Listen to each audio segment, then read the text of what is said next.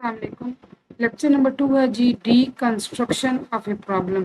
اچھا، کنسٹرکشن کہتے ہیں تعمیر کرنے کو، ٹھیک ہے، کس چیز کے بنانے کو، کہ جیسے گھر وغیرہ بناتے ہیں تو اس کو کنسٹرکشن کہتے ہیں۔ اور ڈی کنسٹرکٹ ہوتا ہے اس چیز کے توڑنے کو۔ ڈی کنسٹرکشن کیا ہوتی ہے جی؟ اس چیز کے توڑنے کو۔ تو یہ پرابلم کے توڑنے سے کیا مراد ہے؟ Deconstruction is the process of taking a big problem and breaking it down into a set of smaller problem. ایک بڑے مسئلے کو، بڑے کام کو آپ چھوٹے چھوٹے کاموں میں تقسیم کرتے ہیں۔ If you can solve all of these smaller problems, you will have solved the big problem. اگر آپ نے وہ تمام مسئلے چھوٹے حل کر لیے نا، ایونچولی آپ بڑا مسئلہ بھی حل کر لیں گے۔ کیسے؟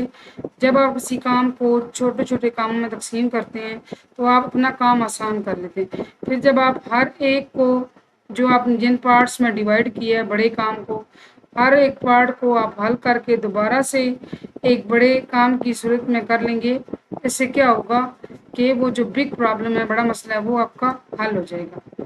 ٹھیک ہے جی، اتنا ہی کرنا ہے یہ۔ اس کے بعد ہمارے پاس ایک یہ آپ کی ایکسرسائز میں کوشچن ہے کہ what are specific instructions and what are non-specified instructions. Sometimes we have clear instructions to solve a problem. بعض ایسا ہوتا ہے کہ ہمارے پاس بڑی واضح ہدایات ہوتی ہیں جن کی مدد سے ہم کیا کرتے ہیں، کوئی مسئلہ حل کرتے ہیں۔ These are called specific instructions. ان کو اسپیسیفک انسٹرکشن کہتے ہیں کہ ان کو اسپیسیفائی کیا گیا ہوتا ہے کہ ایسے کریں ایسے کریں۔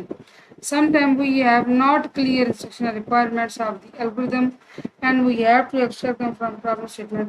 بعض دفعہ ہمارے پاس جو انسٹرکشنز ہوتی ہیں وہ اتنی کلیئر نہیں ہوتی اور نہ ہی الگورتھم کی ریکوائرمنٹس ہمارے پاس مکمل ہوتی ہیں، بلکہ ہمیں کیا کرنا پڑتا ہے، جو مسئلے کی اسٹیٹمنٹ ہوتی ہے نا، پرابلم اسٹیٹمنٹ ہوتا ہے مسئلے کا بیان، اس سے ہمیں واضح ہدایات لینی پڑتی ہیں اپنے کام کے لیے۔ These are called non specified instruction یا نان اسپیسیفک انسٹرکشنز بھی آپ ان کو کہہ سکتے ہیں۔ ٹھیک ہے جی۔ اچھا، یہ ہے جی techniques to reconstruct a problem. اس کو آپ D construction of a problem کے ساتھ ملا لیجیے گا کہ کیا ٹیکنیکس چاہیے کسی مسئلے کو توڑنے کے لیے چھوٹے حصوں میں۔ Following techniques can be used in deconstruction of problem. Separate root cause of the problem, navigate the problem space. سب سے پہلے مسئلے کی جو جڑ ہے، بنیادی وجہ ہے، وہ آپ ایک سائڈ پہ کریں تاکہ آپ کو پتہ چلے کہ مسئلہ ہے کیا۔ Draw limits of problem. اور پھر آپ دیکھیں کہ مسئلے کی حدود کیا ہیں، ٹھیک ہے، کہ وہ کتنا بڑا ہے کتنا چھوٹا ہے۔ Identify statements which appear easier to solve. پھر اسی مسئلے میں سے ان اسٹیٹمنٹس کی نشاندہی کریں جن کو حل کرنا ایزی ہے۔ Identify 5 W's from problem statement. آپ نے یہ 5 چیزیں نکال لی کسی مسئلے سے، آپ کے لیے کام آسان ہو جاتا ہے۔ What, when, who, where and why. Start solving part of problems. Easier, difficult. آپ نے ایک مسئلے کو جن پارٹس میں تقسیم کیا ہے، for example part 1، part 2، part 3، آپ اس کو حل کرنا شروع کریں۔ جو ایزی والا ہے پہلے وہ لیں، ڈیفیکلٹ والا آخر میں سالو کیجیے گا۔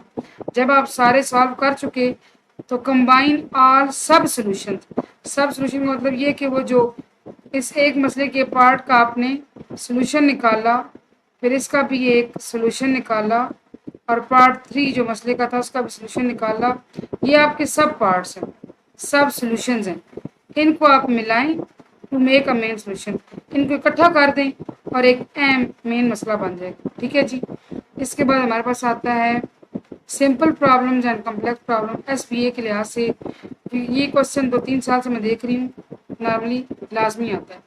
A problem is known as simple problem if it requires less time and resources to be solved. ایک مسئلہ سمپل مسئلہ تب ہو سکتا ہے، سادہ مسئلہ سے کہہ سکتے ہیں، سادہ مسئلہ یا مسائل، اگر وہ ٹائم بھی کم مانگے اور وسائل بھی کم مانگے حل ہونے کے لیے۔ A problem that can be solved in simple steps is considered easy. ایک ایسا مسئلہ، ایک ایسا کام जो कुछ कम स्टेप्स में, सादा स्टेप्स में हल हो जाए, सादा मरहलों में हल हो जाए, उसको आप कहते हैं simple problem. In most context even if it is large, बड़ा भी है ना मसला, लेकिन वो अपने हल होने के लिए जो उम्र ले लेता है वो कम लेता है, कम टाइम लेता है, कम रिसोर्सेज लेगा, तो that would be considered as simple problem. Example, turning on a fan, पंखा ऑन करना, writing the table of specific number, या किसी नंबर का टेबल लिखना, 2 का 3 का। अब ये आम सी चीज़ है, आपको आता भी है और ये फ़ौरन हो भी जाता है, कोई ऐसी इसमें हार्ड एंड फास्ट रूल्स नहीं है कि आपको फॉलो करने पड़े। And what are complex problems? A problem is known as complex problem if it requires more computational time and resources to be solved। अगर ज़्यादा computational time मांगे, computational time होता है कि उसके हल होने के लिए उसको ज़्यादा टाइम अगर चाहिए और वसाइल चाहिए, तो ऑब्वियसली बात है कि वो कॉम्प्लेक्स मसला, पेचीदा मसला कहलाएगा। The complex problem that can not be solve in simple steps are called complex problem. अब देखिए ये इसके अपोजिट है ऊपर वाले की। इसमें कहा जा रहा है कि ऐसे मसाइल जिनको सादा मरहलों में, सादा स्टेप्स में हल नहीं किया जा सकता, वो क्या होता है जी? कॉम्प्लेक्स प्रॉब्लम होता है। ड्राइंग अ कार, कार की ड्राइंग आप अगर बना रहे हैं तो इतना आसान तो नहीं है। Finding the area of irregular shape, एक ऐसी शेप जिसकी कोई, एक ऐसी मैथ की शेप जिसकी कोई शेप नहीं है, ठीक है, तो आप उसका जब एरिया फाइंड करेंगे तो आपके लिए थोड़ी सी मुश्किल होगी। तो ये आम मसला नहीं, ये क्या है जी? ये कम्प्लेक्स प्रॉब्लम है। नॉर्मली ये क्वेश्चन आता है कि state the difference between complex problems and simple problems, या right A note on simple problem, या right A note on complex problem. ये था जी आज का लेक्चर, आपको समझ आ गया।